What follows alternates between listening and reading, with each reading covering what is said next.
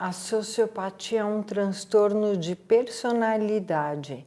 Ela não é considerada uma doença, e sim uma personalidade. O que é um transtorno de personalidade? São traços rígidos e persistentes de perceber, reagir, sentir e se relacionar. A gente tem vários tipos, tem 3 clusters de transtornos de personalidade, o cluster A, B e o C. O cluster A é de pessoas estranhas e esquisitas, são esquizotípicos, esquizoides. O cluster B é um cluster de pessoas dramáticas, e é desse cluster que o transtorno de sociopatia faz parte. São histriônicos, narcisistas, borderlines e sociopatas. Tanto que muitas vezes o sociopata até se confunde com borderline, porque de fato faz sentido, eles são do mesmo cluster. E o cluster C são de pessoas ansiosas ou obsessivas. Então, é um transtorno de personalidade pertencente ao grupo B. A sociopatia é um conceito que se confunde e meio que intercambia com o transtorno de personalidade antissocial, em que trata-se de um conjunto de características pessoais no pensar, no agir e no relacionar com as outras pessoas com muita dificuldade da condição chamada de empatia, que é de colocar-se no lugar do outro de modo a respeitar, cumprir tratados e ter os entendimentos e cumprir com os conceitos sociais, morais e contextuais, de honestidade, de boas maneiras e do cumprir com as leis e com as obrigações. Existem os transtornos de personalidade desse espectro que nós chamamos de impulsivos, que são de pessoas que têm algumas dificuldades para se autocontrolar diante de estímulos desagradáveis, incômodos e que causem a contestação de seus pensamentos, atos e formas de agir. Então, ele tem algumas características semelhantes a outros transtornos de personalidade, como, por exemplo, o transtorno de personalidade borderline pela impulsividade. Só que no transtorno de personalidade antissocial ou na sociopatia, há grande quantidade de comportamentos descontrolados do indivíduo com essa condição em relação a terceiros.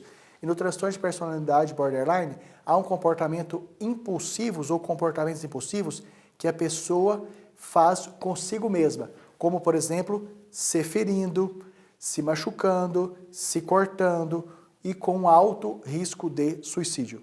Nos termos médicos psiquiátricos, sociopatia e psicopatia são sinônimos, são a mesma coisa, são palavras diferentes que designam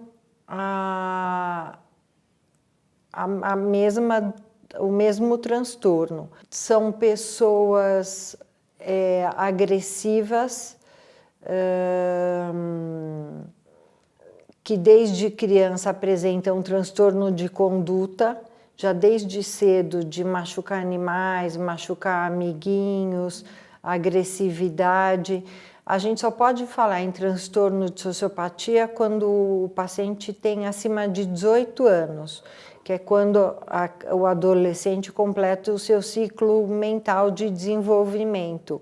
E são pessoas agressivas, que fazem perversidades, fraudes, e sem medo, remorso ou culpa. A sociopatia, ela tende a começar a se manifestar na maioria dos indivíduos com essa condição doentia, alterada, prejudicada, no final da adolescência, começo da idade adulta, embora crianças e adolescentes já possam ter os prenúncios que vai evoluir para um adulto com sociopatia, que são as crianças e adolescentes com a condição chamada transtorno de conduta, que é um outro nome que se dá quando esses sintomas se assemelham nas fases da menoridade.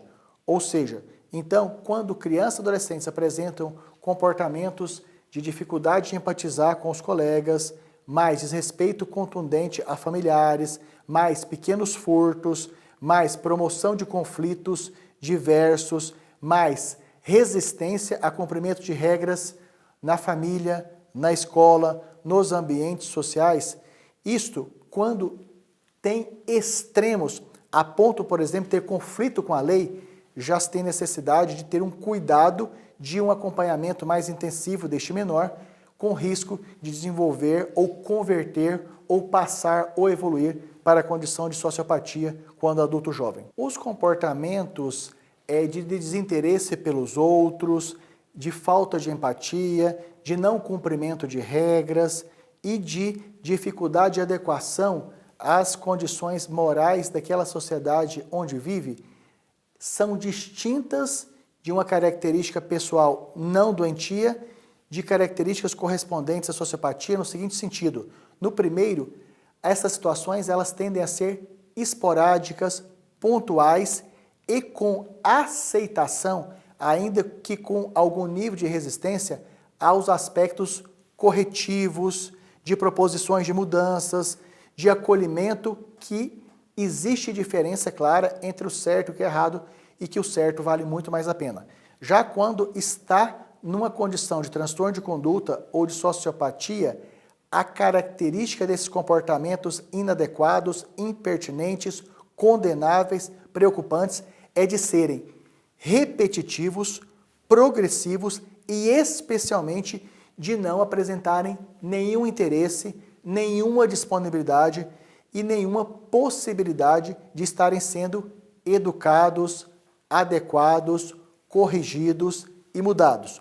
Ou seja, essencialmente, características comportamentais duvidosas ou mais para a certeza de sociopatia é que na sociopatia há uma constância, agravamento e, o mais importante de tudo, resistência e total negação da possibilidade de mudança para os aspectos alternativos que sejam positivos. Ou seja, os indivíduos com sociopatia apresentam uma dificuldade tremenda de interpretação de regras e que cumprir com as normativas vale mais a pena do que resistir a elas, especialmente nos seus extremos. Dependendo de como a criança vivencia seu meio ambiente, crianças com transtorno de conduta podem ou não desenvolver uma sociopatia a partir dos 18 anos. São crianças que matam animais, que matam passarinho, peixe, que são maldosas, que fazem bullying na escola, maltratam coleguinhas e evoluem em perversidades, roubam prova, têm atitudes não muito lícitas na escola. É um embrião para o transtorno de sociopatia, mas tem uma carga genética. Geralmente, essa carga ela é importante para definir um transtorno de sociopatia, 50%. Se um dos pais for sociopata, a chance do filho desenvolver uma sociopatia é de 50%. Geralmente se desconfia, tem-se sinalizações que alguém da convivência possa ter sociopatia quando reiteradamente e não de maneira pontual esse indivíduo não expressa simpatia pelos outros em situações de sofrimento ou de necessidades ou de pedido de ajuda, quando repetidamente não se cumpre regras, tratativas, acordos que foram celebrados e quando não se tem uma disponibilidade para aceitar o que são leis, regras e determinações hierárquicas superiores. E, geralmente, há também uma probabilidade maior de se envolver em atividades criminais, desde de pequena magnitude, como, por exemplo, agressões leves a terceiros, até situações mais extremas, como, por exemplo, de assassinatos por causas menores. Mentiras que levem a prejuízos de outra pessoa de maneira deliberada, repetitiva, é a promoção de discussões e conflitos entre pessoas em situações onde pudessem ser apaziguadas agressões por motivos irrelevantes, descumprimento de tratos que foram celebrados inclusive por contrato e especialmente através de uma intolerância extrema, sendo que não obedece a questões, digamos, do senso comum, como por exemplo, respeitos aos mais velhos, respeito a posições hierárquicas e espera para que possa ter os seus direitos, benefícios e possibilidade de crescimento gerenciadas. Existe uma escala, que é a escala de Hare, que vai classificar a sociopatia conforme a gravidade. Tem pessoas que têm uma gravidade muito menor, que têm uma nota baixa nessa escala, e tem pessoas que podem se tornar até perigosos assassinos, homicidas.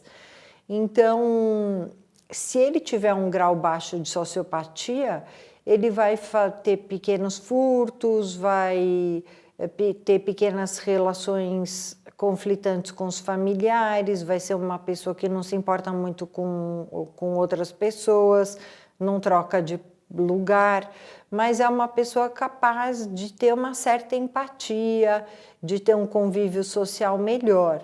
Agora, se a nota nessa escala for alta, ele for um sociopata grave, o convívio em sociedade, eu nem diria familiar, eu diria em sociedade é bem difícil. São pessoas que podem cometer crimes e são irrecuperáveis. O psicopata, o sociopata, ele pode ser extremamente sedutor e manipulador. Ele casa, tem filhos, ele mantém sentimentos em relação aos filhos. Não são pessoas que não amam, são pessoas que amam, mas de um jeito muito egoísta, sempre dizendo relação a si próprios. Então, se eles têm filhos, eles gostam da família, mas meio como uma posse, não como uma pessoa que troca de lugar e tem muita empatia. A sociopatia no trabalho, ela tem algumas características muito marcantes. Uma delas é uma resistência enorme ao cumprimento de regras que estão estabelecidas, uma dificuldade exagerada de ter a percepção da existência das hierarquias, uma limitação no planejamento de ascensão de carreira, de modo a desejá-la independente dos modos operacionais e tratados, e uma das situações mais conflituosas geradas são aquelas das mentiras, das falsas acusações e dos prejuízos aos colegas de trabalho, que mesmo em situações de sindicância, de investigação, tende a manter as informações falsas em seu favor e em prejuízo de outras pessoas, sem expressar absolutamente nenhuma empatia, preocupação e afeto por quem está sendo prejudicado. Ou seja, as características do trabalho do sociopata é de descumprimento de regras, de insistência de cometer fraudes, de prejuízo a terceiros, de mentiras e, especialmente, inclusive, de furtos, tanto de bens materiais como também imateriais. Felizmente, os profissionais de recursos humanos já têm nas suas formações acadêmicas disciplinas voltadas tanto ao reconhecimento como à abordagem das pessoas com características que remetam à possibilidade da sociopatia. Então, isso varia muito de acordo com a política de recursos humanos daquela empresa específica. Tem tanto algumas de uma decisão mais radical, que diante de mínimos indícios já se leva para a demissão, dentre aquelas que têm uma características mais tolerante de acolhimento e dar chances bem determinadas a essa pessoa de mudanças e também, especialmente, isso vai ser tratado de acordo com a pessoa tenha condições mínimas ou não de ter resultados a partir de correções. Nos relacionamentos do dia a dia, geralmente as pessoas com características de sociopatia tendem a causar sofrimentos nas pessoas, quer seja por empréstimos que não são pagos, quer seja por pedidos de favores que não são recompensados, quer seja por estabelecimento de relações interpessoais de infidelidade, quer seja conjugal, quer seja em relação a trabalho, enfim, são pessoas que repetidamente e não de maneira isolada causam dificuldades nos relacionamentos harmônicos, quer seja com mentiras, com desonestidades, com falsas acusações, com faltas de retribuições e, geralmente, o que chama mais atenção é isto, de ser alguém que apenas está disponível para obter, receber e se beneficiar de favores, mas que não tem a mínima condição, disponibilidade e possibilidade de querer ajudar, resolver e retribuir. Ou seja, geralmente, o fator que leva a desconfiar é do egoísmo extremo. Geralmente, a pessoa que tem um transtorno de personalidade não se identifica como tal, a não ser que ele vá num psiquiatra e o psiquiatra classifique, olha, você tem um transtorno do grupo A, você é um esquizotípico, um esquizoide, ou você é um dependente, um obsessivo. Geralmente as pessoas, o olho não enxerga o próprio olho, a gente fala na psiquiatria. Geralmente as pessoas não sabem que tem esse transtorno. O que indica que elas têm é o sofrimento de pessoas que convivem com essas pessoas. A convivência é muito difícil, tanto profissional como social, pessoal, e existe em outros transtornos de personalidade que não a sociopatia, existe um maior sofrimento do paciente. Então, eles procuram psiquiatras com maior frequência. Agora, eu já vi no meu consultório várias famílias que sofrem por terem um pai psicopata e procuram um psiquiatra em busca de um diagnóstico. Mas o psicopata não tem sofrimento e não procura médico e não adere muito a tratamento, não. Quando eu falo o pai, é porque a proporção é de 6 homens para uma mulher. É um transtorno muito mais frequente em homens do que em mulheres. E mesmo se procurasse, o tratamento é muito paliativo. A gente pode indicar, eventualmente, remédios se o psicopata está deprimido ou ansioso, eles podem ter quadros maiores mesmo.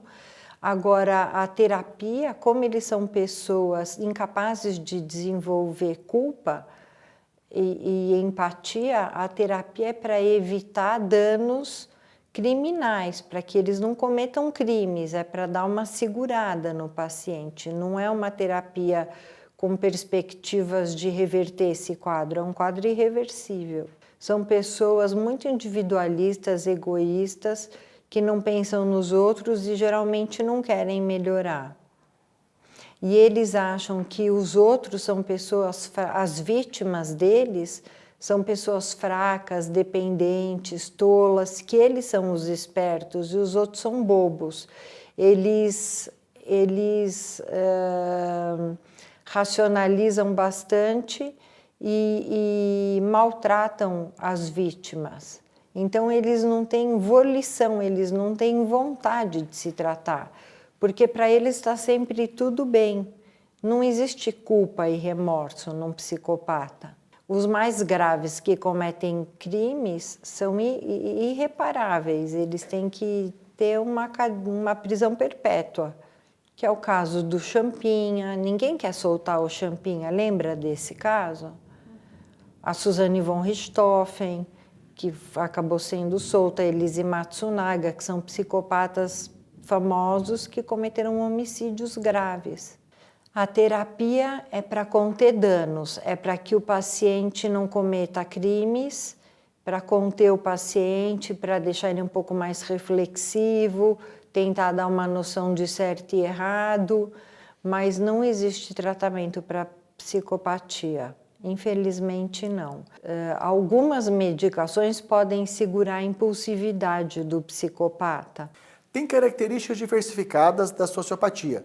Nós temos tanto aqueles de comportamento, digamos, mais solitário, com total indiferença aos outros, inclusive para a obtenção dos seus benefícios, que são feitos de maneira ilícita e manipulando outros sem que tenha necessidade do contato presencial, ainda mais com tantos recursos e possibilidades que nós temos de comunicação e relacionamento pelos meios digitais atuais, como também temos aqueles sociopatas com características de relacionamentos aparentemente muito saudáveis, muito alegres, muito relevantes, de muita disponibilidade, mas que isto, no decorrer da convivência, vai se demonstrando como uma específica, tremenda e exacerbada falsidade. E isso vai se ruindo ao passar do tempo, quando se percebe que os comportamentos são repetidos no sentido desta pessoa trazer resultados, trazer benefícios, trazer condições que lhe sejam favoráveis exclusivamente e não em benefício daqueles que convivem. Então nós temos tanto os sociopatas de características mais solitária, como também aqueles de característica social, inclusive de chamar bastante atenção num primeiro e num segundo momento, mas que não se consolida no longo prazo. Geralmente, o que nós orientamos é que, diante de situações onde se possa ter indícios, características de um indivíduo com sociopatia, o mais comum é se afastar. Por quê? Porque como são pessoas que não estão disponíveis para receberem ajuda, e mesmo quando recebem ajuda, os resultados são limitados por falta de disponibilidade de ser tratado, então o mais comum e seguro é o afastamento.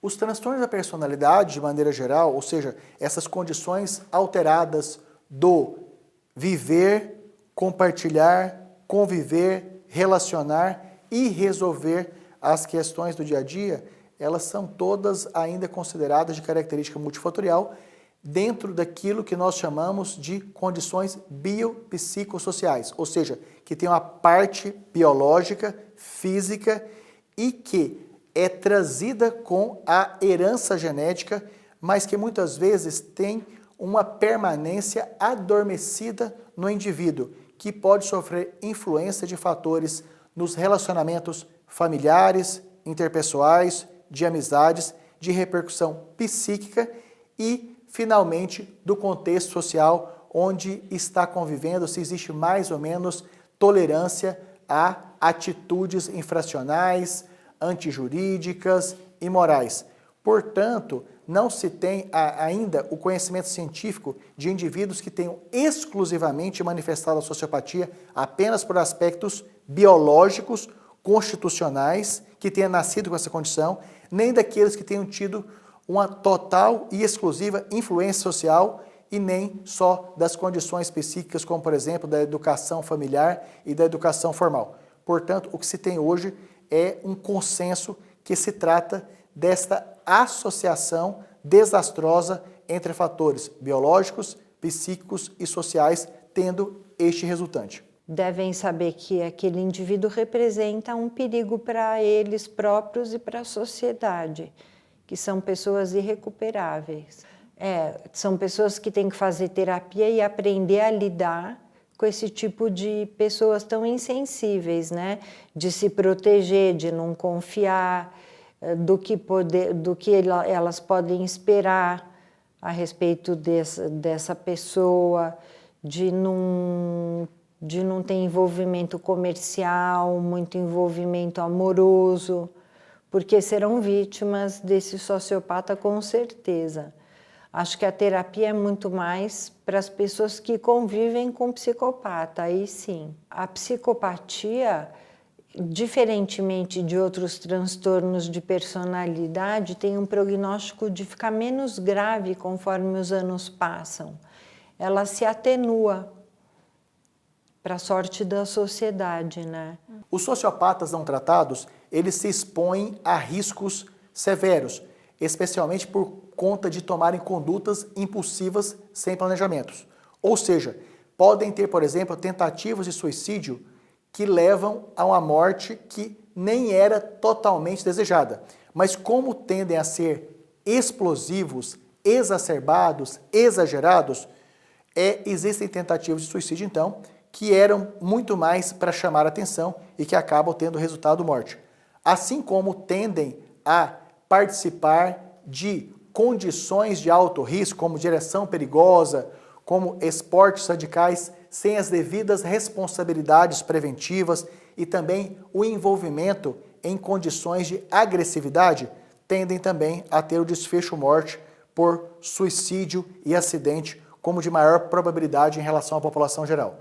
Ou seja, os desfechos fatais mais comuns de indivíduos com sociopatia são suicídio, homicídio e acidente. Sobre o tratamento da sociopatia, primeiro precisa relembrar que são indivíduos que não se reconhecem em uma condição necessária de ajuda. Até porque um dos elementos característicos é o extremo egoísmo, uma exacerbada autoestima e algumas certezas, por exemplo, de se achar mais inteligente, mais esperto, mais hábil e totalmente independente de terceiros, de modo a não se reconhecerem com necessidade de procurarem ajudas. Algumas situações, ainda jovens, quando há algum nível de domínio dos pais, são levados para tratamento e, inicialmente, como se trata de diagnóstico médico, e no Brasil tem a lei do ato médico, esta é uma condição diagnóstica a ser avaliada, confirmada e tratada por médicos com absoluta necessidade da complementação de assistência psicológica, especialmente pela modalidade de terapia cognitiva comportamental. Algumas situações, os indivíduos, em função da sociopatia, desenvolvem condições de adoecimentos secundárias até pelas consequências comportamentais da sociopatia, especialmente a dependência de substâncias químicas e das substâncias químicas aquelas estimulantes, como cocaína, crack, anfetaminas. E nessas situações, muitas vezes, a busca do tratamento por outra necessidade, como por exemplo a dependência química, vai facilitar que o profissional verifique e confirme esse diagnóstico concomitante do transtorno de sociopatia. Portanto, o diagnóstico, em algumas situações, ele vem de quando o indivíduo é levado compulsoriamente pela família ou de quando se buscou o tratamento por outra necessidade e se verificou esta comorbidade. Como todas as condições avaliadas, diagnosticadas e tratadas em saúde e doença mental, nós temos aqueles com aspectos leves. Nesses, a psicoterapia, especialmente iniciada o mais precocemente possível na vida, pode levar a ótimos resultados deste indivíduo despertar, desenvolver e ampliar as habilidades de relacionamentos interpessoais adequados, de aceite e adequação às normas sociais, ao desenvolvimento dos valores morais e as relações interpessoais seguras, afetivas e esperadas para uma convivência harmônica. Geralmente, os indivíduos com uma expressão comportamental, sintomatológica, contextual, individualista, mais contundente, ou seja, de classificação moderada, tende a ter vários comportamentos impulsivos, ou seja, de atos impensados, com consequências graves, quer sejam elas de natureza financeira, afetiva, sexual, material, negocial. Estas, além da psicoterapia, há necessidade do uso de tratamentos medicamentosos, especialmente dos anticonvulsivantes e antidepressivos, porque são substâncias medicamentosas que reduzem a impulsividade, reduzem esse comportamento de tomar atitudes sem planejar ou sem verificar as possíveis consequências sistêmicas. Já nas situações muito graves, em que há uma impulsividade severa, geralmente se desenvolvem comorbidades, outros transtornos mentais associados, como por exemplo as dependências químicas, as compulsões por jogos, as compulsões por sexo, as compulsões por compras. De modo que nessas situações já há uma probabilidade enorme do envolvimento criminal e um alto risco de morte precoce. Tanto em crianças ou adolescentes como em adultos, a sociopatia de intensidade leve tem uma perspectiva de resultados muito boa e quanto mais precocemente for reconhecida e tratada, melhores são os resultados. Quando é de intensidade moderada, há mais dificuldade de obter resultados nas terapêuticas mas também, se isto é mais cedo verificado, essa possibilidade muito pequena pode mudar para pequena. Nas situações onde as manifestações cognitivas, afetivas e comportamentais são extremadas, dificilmente, infelizmente, existem resultados. Mas o fato de não ter resultado não significa que os profissionais especializados nessa área possam ficar omissos diante dessas situações, ou seja, precisam agir de maneira intensiva. Nas situações muito graves, dificilmente vai existir a sociopatia manifestando-se de maneira isolada. Ela geralmente está expressando-se junto com outros adoecimentos. E muitas vezes se busca o tratamento desses outros adoecimentos, como dependências químicas, transtorno afetivo bipolar, outros transtornos da personalidade impulsivos, o transtorno explosivo intermitente e naquela situação que essas condições clínicas estão sendo tratadas, verificando a coexistência da sociopatia, é uma enorme possibilidade de ter direcionamentos psicoterapêuticos e psicofarmacológicos para amenizar esses sintomas, esses comportamentos, essas expressões doentias que causam risco para o próprio indivíduo, para os seus familiares e para a sociedade.